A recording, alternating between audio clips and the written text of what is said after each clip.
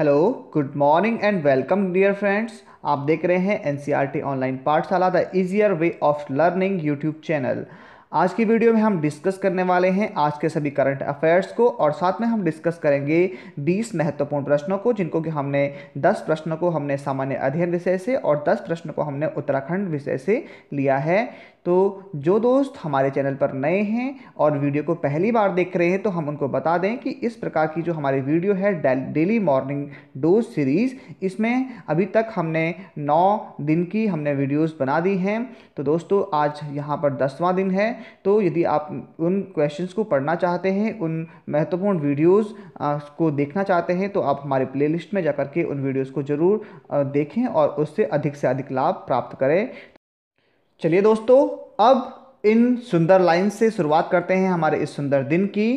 तो ये कही गई हैं स्वामी विवेकानंद जी के द्वारा, take up one idea, make that one idea your life. अपने जीवन का एक लक्ष्य रखिए और उसके बारे में सोचिए, उसे अपना जीवन बना दीजिए। Think of it, dream for it. उसके बारे में सोचिए, उसके बारे में सपना देखिए। Live on it that idea, और उस विचार के लिए जिए।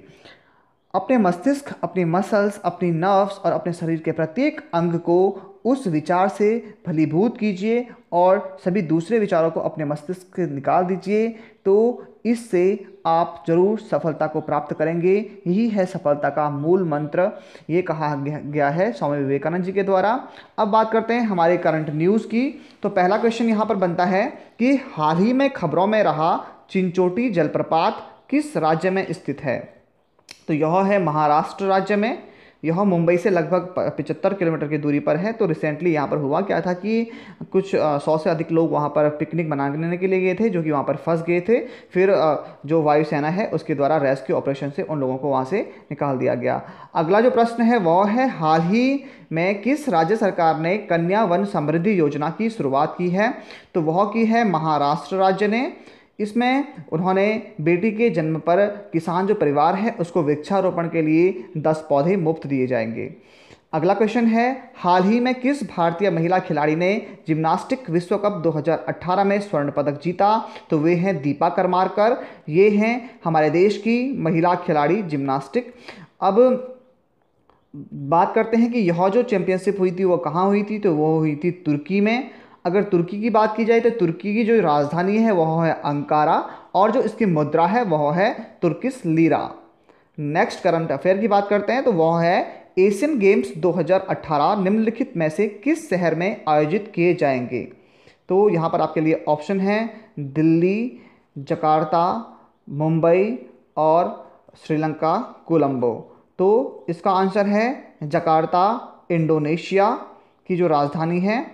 तो यहाँ पर क्या किया जाएगा, एशियन गेम्स 2018 आयोजित होंगे। तो ये 18 अगस्त से 2 सितंबर 2018 तक चलेंगे और इसमें जो भारत देश है उसके 524 जो खिलाड़ी सदस्य हैं वे भाग लेने वाले हैं। हमारा अगला करंट अफेयर है, किसे एल्युमिनियम ज्ञान डोमेन में उत्कृष्ट योगदान के लिए भारत सरकार ने ज्ञान उत्कृष्टता पुरस्कार से सम्मानित किया है। तो वे हैं डॉक्टर तपन कुमार चंद। ठीक है, ये नालको के चेयरमैन हैं और यह जो ये कंपनी है नालको कंपनी, यह भारत की नहीं पूरे जो एशिया है उसकी लार्जेस्ट एल्युमिनियम कंपनी है। तो दोस्तों यहाँ पर आज की हमारे कुछ महत्वपूर्ण करंट न्यूज़ थी। अब इसके बाद हम बात करेंगे हमारे महत्वपूर्ण 20 प्रश्नों की।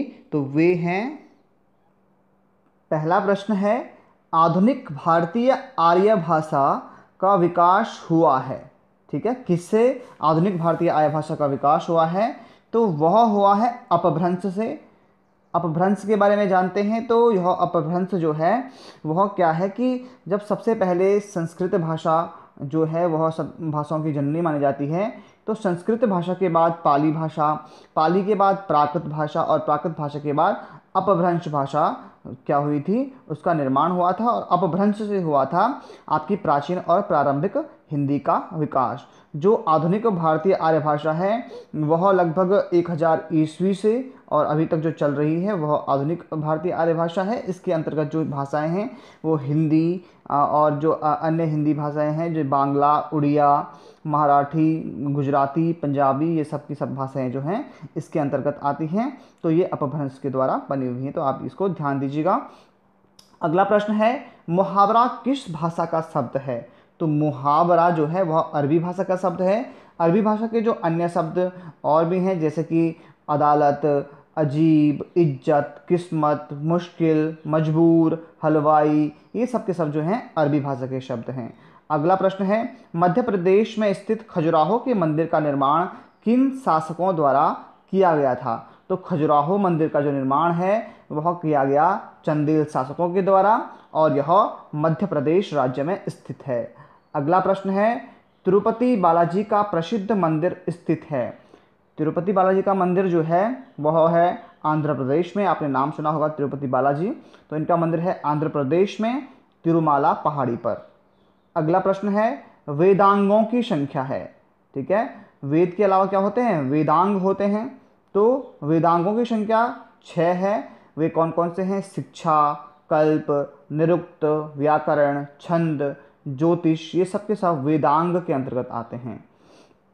अगला प्रश्न है, मनुस्मृति किस काल की प्रमुख रचना है? मनुस्मृति जो है वह शुंग काल की रचना है। जब शुंग शासन था उस समय मनुस्मृति ग्रंथ की रचना की गई, मनुस्मृति को लिखा गया। अगला प्रश्न है, रानीगंज की खान किसके लिए प्रसिद्ध है? तो जो रानीगंज खान है वह कोयले के लिए प्रसिद्ध है, जो कि दामोदर घाटी में पश्चिम बंगाल में स्थित है। ये क्या है? देश की सबसे महत्वपूर्ण यह क्षेत्र है कोयले के लिए, जहाँ पर कि कोयले का लगभग 35% जो भाग है पूरे देश का वह यहाँ पर होता है रानीगंज की खान में। अगला प्रश्न है, भारत की का 99% सोना किस राज्य से प्राप्त होता है? ठीक है, भारत का 99% जो सोना है वह होता है कर्नाटक राज्य से प्राप्त, और यह कोलार और जो हंटे की खाड़ियाँ जो खाने हैं वहाँ से यह प्राप्त होता है। अगला प्रश्न है, पेट्रोलियम पदार्थ किन चट्टानों से प्राप्त होता है? तो पेट्रोलियम पदार्थ टर्शरी क्रम की चट्टानों से प्राप्त होता है। चट्टानों पर हमने एक सेपरेट वीडियो भी अपने चैनल पर डाली है, तो आप उसे देख सकते हैं हमारी ज्योग्राफी सीरीज में। अगला प्रश्न है, भारत में तंबाकू की किस किस्म की खेती होती है? तो भारत में निकोटियाना टोबेकम किस्म की खेती होती है तंबाकू की। अगला प्रश्न अब है उत्तराखंड से। उत्तराखंड का सर्वाधिक सघन वन क्षेत्र किस नदी घाटी में है? तो सर्वाधिक जो वन क्षेत्र है वह है टॉन्स नदी घाटी में, ठीक है। अगला प्रश्न है, चमोली जिले में तांबे बहुल क्षेत्र कौन से है? जहाँ पर कि तांबा अधिक मात्रा में पाया जाता है, तांबे पाए जाने की संभावना है, वह है नागनाथ पोखरी, आपने सुना होगा। तो यह चमोली जनपद में स्थित है जहाँ पर तांबा बहुल क्षेत्र है। अगला प्रश्न है, उत्तराखंड के किस जनपद में सर्वाधिक कृषि क्षेत्र है? तो उत्तराखंड के उधम सिंह नगर जनपद में सर्वाधिक कृषि क्षेत्र है, जो कि 53.83, ठीक है। पूरे राज्य का 53.83% जो कृषि क्षेत्र है वह उधम सिंह नगर राज्य में है, उधम सिंह नगर जिले में है। अगला प्रश्न है, उत्तराखंड में किस स्थान पर चाय प्रसंस्करण इकाई की स्थापना की गई है? तो यह की गई है घोड़ाखाल, जो कि नैनीताल में स्थित है। अगला प्रश्न है, नगरीकरण के संदर्भ में उत्तराखंड का देश में कौन सा स्थान है? ठीक है, नगरीकरण तो उत्तराखंड का देश में है 20वां स्थान। अगला प्रश्न है, 1850 में कुमाऊं के कमिश्नर रेमजे ने किस नगर को बसाया था? तो इसने बसाया था रामनगर को, जिसको कि रेमजे नगर भी कहा जाता था। अगला प्रश्न है, पुराणों में हरिद्वार का वर्णन किस नाम से किया गया है? तो पुराणों में हरिद्वार को कहा जाता था कपिलाश्रम।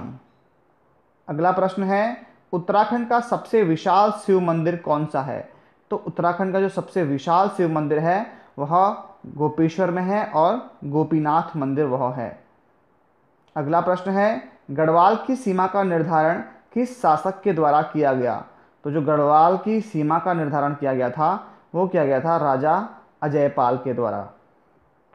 अंतिम प्रश्न है, प्रसिद्ध भारत माता मंदिर कहाँ स्थित है?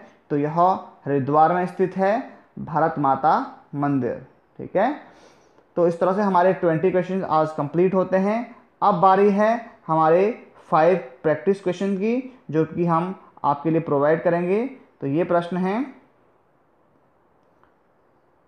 पहला प्रश्न है, द्वितीय श्रेणी का कोयला कौन सा होता है? लिग्नाइट, एंथ्रेसाइट, बिटुमिनस या पीट। अगला प्रश्न है, आल्पस पर्वत श्रेणी किस पर्वत का उदाहरण है? वलित पर्वत, ब्लॉक पर्वत, अवशिष्ट पर्वत या ज्वालामुखी पर्वत। अगला प्रश्न है, शिल्प वेद किस वेद का उपवेद है? तो आपको बताना है ऋग्वेद, सामवेद, यजुर्वेद या अथर्ववेद। अगला प्रश्न है, चावल को अधिक समय तक धोने से उसकी ऊपर की जो परत है उसमें विद्यमान जो विटामिन है वह नष्ट हो जाता है, तो वह विटामिन कौन सा है? ए, बी, के या डी। अंतिम प्रश्न आपके लिए है, कौन सी नदी यमुना नदी की सहायक नदी नहीं है? चंबल नदी, हेमवती नदी, बेतवा नदी या केन नदी। ठीक है, तो आपको इन 5 प्रश्नों के उत्तर हमारे कमेंट बॉक्स में देने हैं। और इस तरह से आज हमारा यह जो मोस्ट इम्पॉर्टेंट 20 क्वेश्चंस का सीरीज़ है वह कंप्लीट होता है। अब बारी है जो हमने आपको कल 5 क्वेश्चंस पूछे थे, जिनके उत्तर आपने हमारे कमेंट बॉक्स में दिए हैं। तो इसमें देखते हैं। पहला प्रश्न आपके लिए था, किस नदी में नहाते समय उत्तराखंड की वीरांगना तीलू रौतेली को पीछे से हमला करके उनकी हत्या की गई? तो इसका सही उत्तर था पूर्वी नयार। ठीक है, पूर्वी नयार नदी के तट पर स्नान करते समय तीलू रौतेली की हत्या कर दी गई थी। अगला प्रश्न था, पौड़ी को कब हिल स्टेशन घोषित किया गया? तो पौड़ी को 1992 में हिल स्टेशन घोषित किया गया, तो इसका ऑप्शन ए बिल्कुल सही होगा।